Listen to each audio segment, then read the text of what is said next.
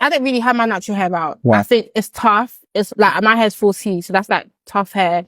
It's annoying to deal with, stressful, and I don't think it suits my face. Like, wow. Don't bring your natural hair to my event. You trying to force a black person to consistently wear an afro is you trying to make them act white. It's only white people that are consistently in their hair texture from the start of their life to the finish. You don't like the 4C, No. you like the 3 Exotica, Let's you be like real. that. I feel like I don't love my hair.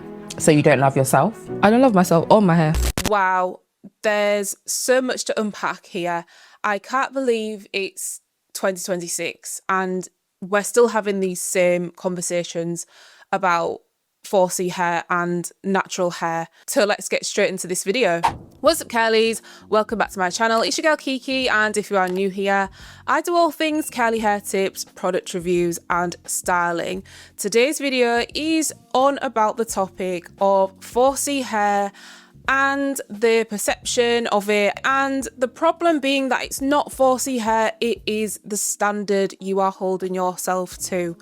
So that is the ultimate overarching theme of the video. I've been quietly observing this topic for the past few weeks as we've seen all over socials people coming out questioning why black women are constantly wearing wigs. We've got other women saying that they don't feel comfortable showing their natural hair and they think it makes them look unattractive and they feel ugly in wearing their natural hair out and it's not acceptable. So my aim for this video is to get a bit of a deeper understanding and actually look at the root of the cause of these issues and how we can actually move forward with this topic, because if anything, we want to not only address the issues, but we want to try and move to more of a positive place in our relationships with our hair care. Although I am a mixed race woman, I don't have 4C hair myself. My hair is very much on the looser end of 3C, 4A kind of texture.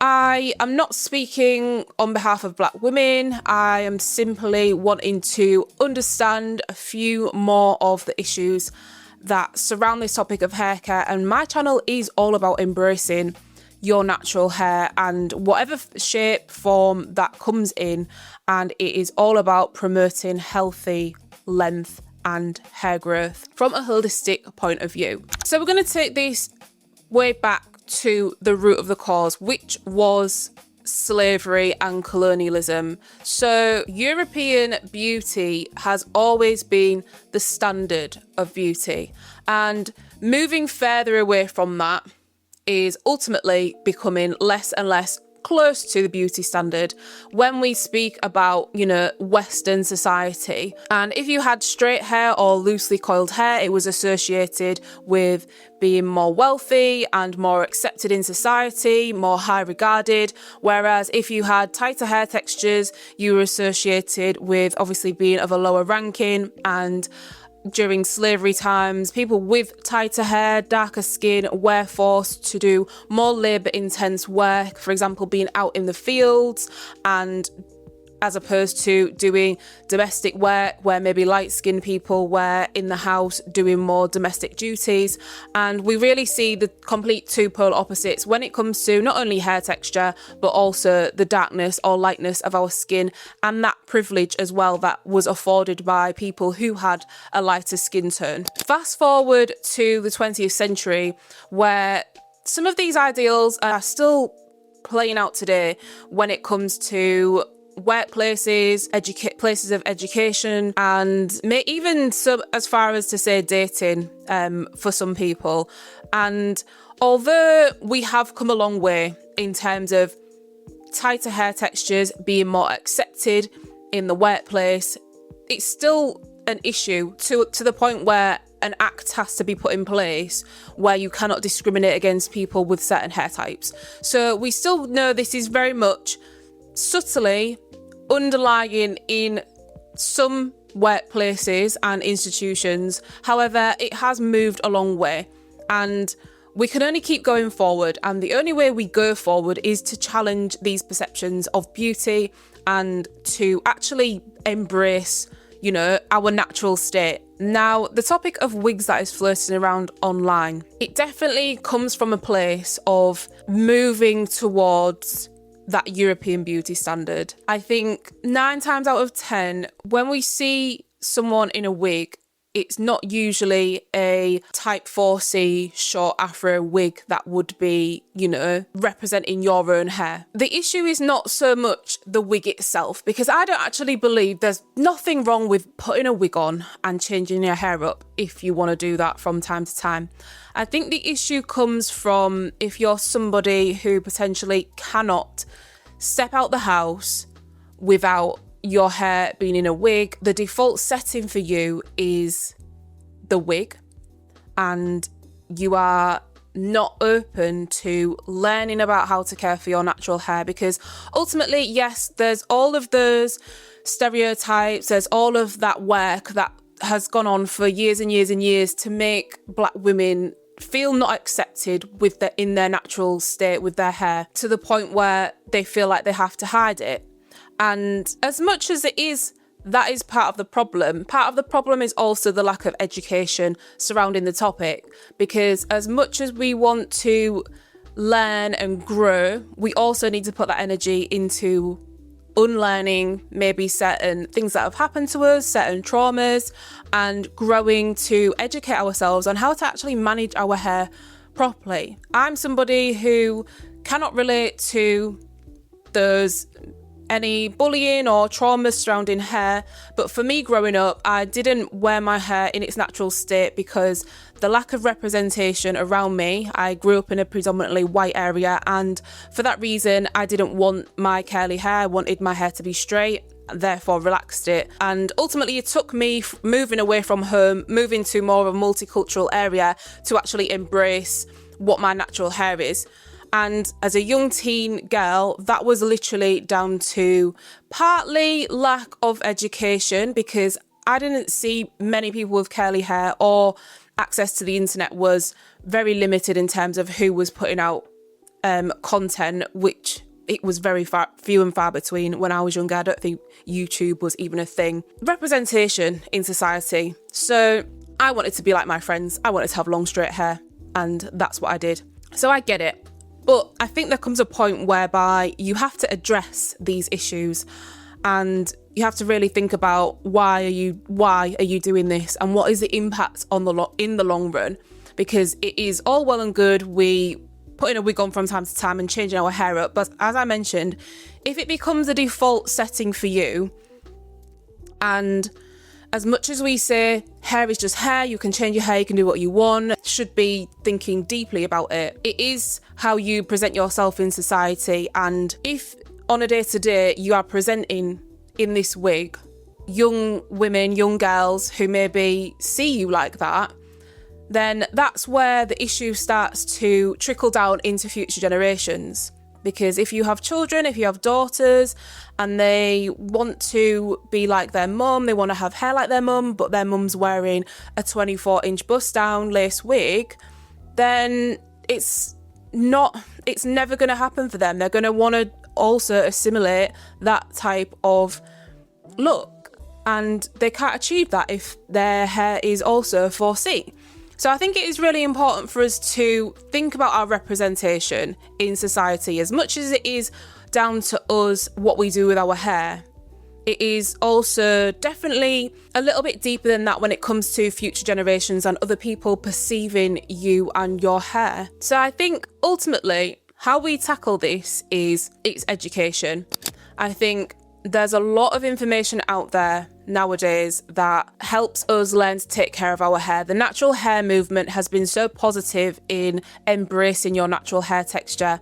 But I think where the problem comes in is it's definitely your standards of beauty as an individual. And if you're trying to look like and achieve a certain hair texture with your natural hair that your hair cannot achieve, you're never going to be happy. You have to be really realistic with how you are styling your hair and who you are following online. Are you someone who is a 4C girly and you're following my hair tips for a wash and go?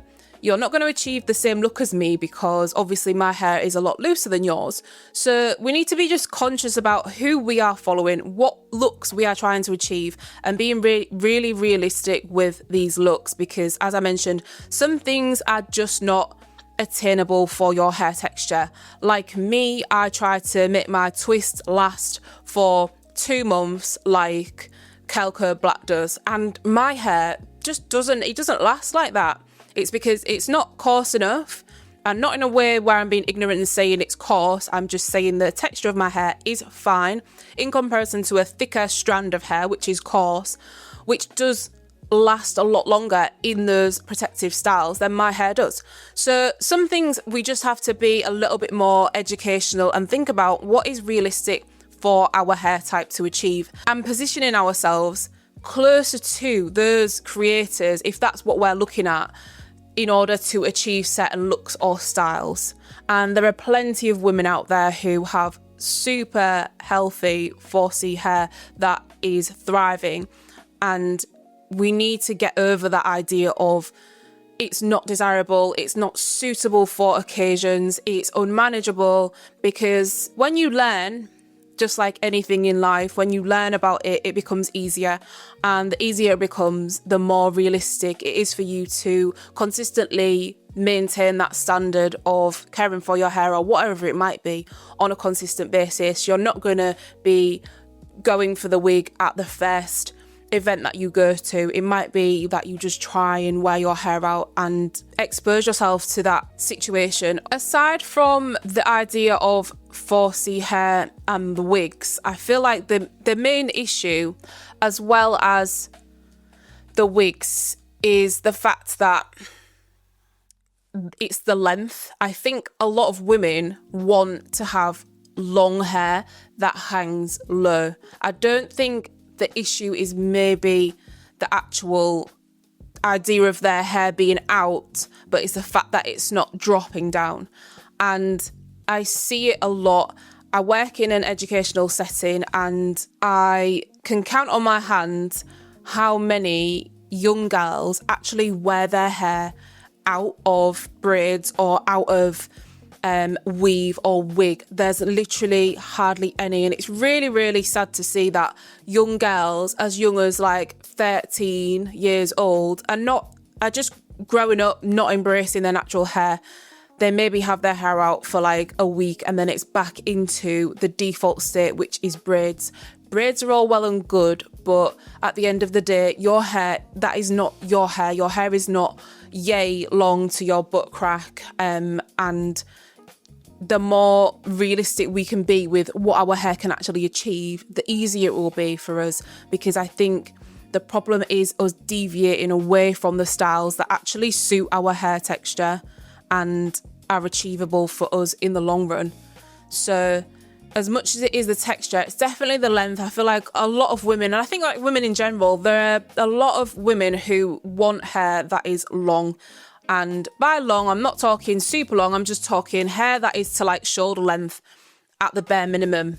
Of course, there are a few women who are happy with short hair, but long hair is often connected to beauty with women, and with men also. Men like women who have hair that's on the longer side as well. So I get why women want that kind of look of having, you know, the long weave or the long braids or whatever it is. And whilst that is okay for a change, it's not really okay as the default setting. So I'd really like to see, I know a lot of my subscribers are probably people who do embrace their natural hair a lot. This is what my channel's about. It's about natural hair. It's not about additions and extras and things like that. It's definitely about embracing and taking care of and maintaining the health of your natural hair.